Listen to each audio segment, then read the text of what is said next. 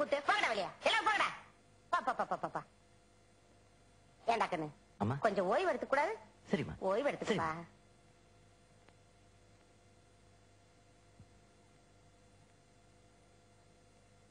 சிசியா ஒரு பீடி கொடு. ஏய் சின்ன பசங்க பீடி குடிக்கூடாடா. அண்ணா நான் உன்னை விட 10 வயசு பெரியவன் தெரியுமா? ஒழுங்கா பீடி கொடு. இல்லன்னா விடுவேன். இந்தாங்க அண்ணா இந்தாங்க.